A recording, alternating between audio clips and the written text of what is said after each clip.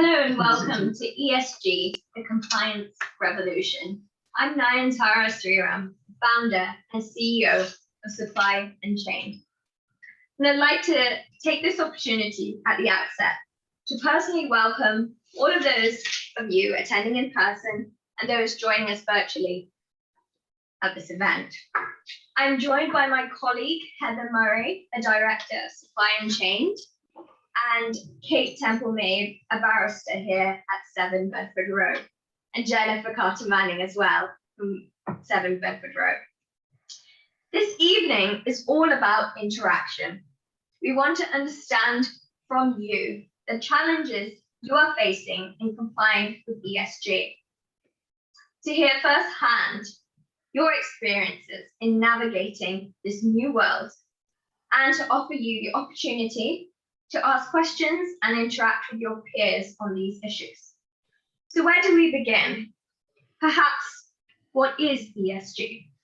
Responsible and sustainable business practice is widely understood to involve the integration of environmental, social, and governance factors. ESG factors cover a wide spectrum of issues that traditionally are not part of financial analysis, yet have financial relevance.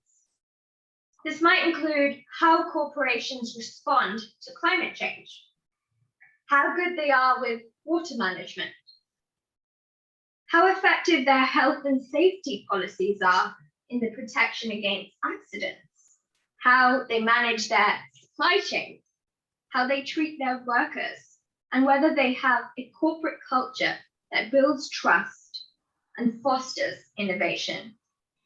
So a bit of history for you.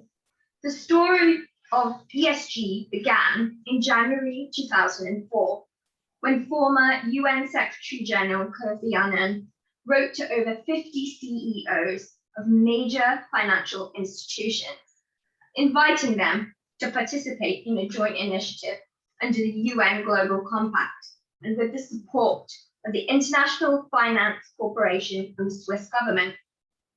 The goal of the initiative was to find ways to integrate ESG into capital markets. A year later, this initiative produced a report entitled "Who Cares Wins." The report made the case that embedding environmental, social, and governance factors in capital markets makes good business sense and leads to more sustainable markets and better outcomes for societies. It also showed that good corporate sustainability performance is associated with good financial results. Unlike the social responsible business movement, which came before it and was based on ethical and moral criteria focusing on the negative, that is, not investing in alcohol, not engaging in business contracts with companies producing nuclear weapons, or not supporting tobacco production.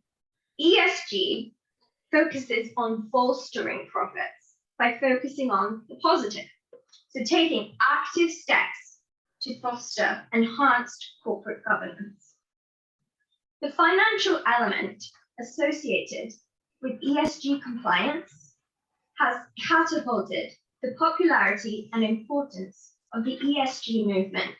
And now, 15 years after the birth of ESG, we all recognize that ESG information about corporations is vital to our understanding of its corporate purpose, its strategy, and management quality. It is now quite literally big business. ESG, you might agree, isn't just a fad. Since the Who Cares Wins report, technology has evolved immeasurably, and along with it, the rise of transparency. Gathering and processing data will become ever easier and cheaper. Smart algorithms will increasingly allow for better interpretation of non-traditional financial information, which seems to be doubling volume every couple of years. Secondly, environmental changes, in particular climate change, will, with scientific certainty, put a growing premium on good stewardship and low carbon practices, as natural assets will appreciate in value over time. Thirdly, people everywhere are increasingly empowered.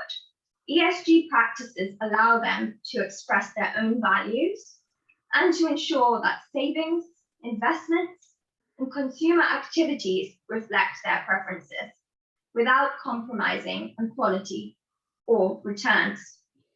The rise of ESG can be understood as a proxy for how markets and societies are changing. Consumers are demanding more. The big challenge for most corporations is to adapt to a new environment that favors smarter, cleaner, and healthier products and services, and to leave behind the dogma of the industrial era when pollution was free, labor was just a cost factor, and scale and scope was the dominant strategy.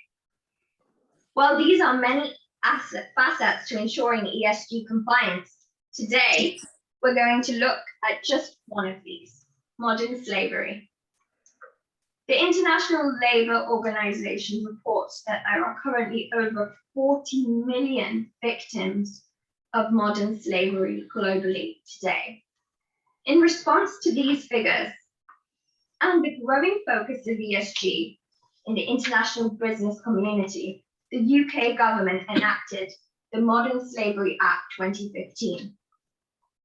Of relevance to most of our audience here today is Section 54 of the Act, which requires corporate entities which supply goods or services wholly or partly in the UK and have an annual global turnover of 36 million or more to take positive steps to work towards the mitigation of modern slavery within their business supply chains. The Act requires companies to conduct annual audits of their supply chains, specifically focusing on identifying, remedying, and mitigating against key areas of risk, to publish a modern slavery compliance statement dealing with the actions they have undertaken as part of such audits.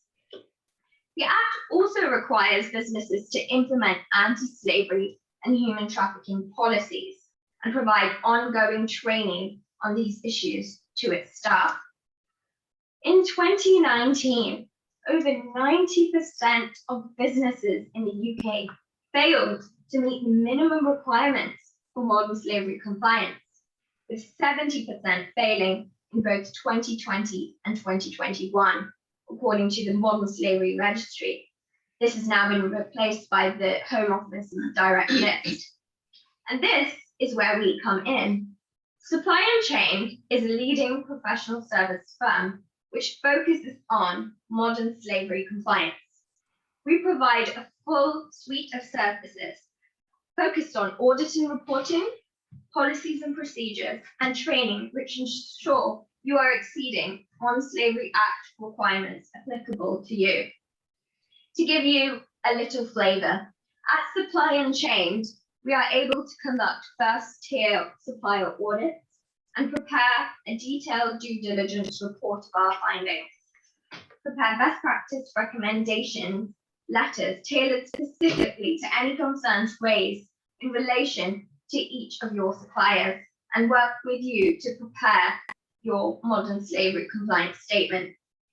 We are also able to prepare your internal policy manuals and can provide you with access to our e-learning training materials for use by your wider staff. Most notably and unique in the compliance market, upon the completion of your audit and successful implementation of our recommendations, your Modern Slavery Act compliance statement will be supported by a legal opinion, adding that extra layer of comfort when the penalties and non-compliance legislation starts to garner more teeth. We hope that this whistle-stop tour through the evolution of ESG, focusing particular on modern slavery compliance, has been of use to you. And now I'd like to open the floor to questions, comments, and experiences. As we've said, we really do want this to be an interactive session.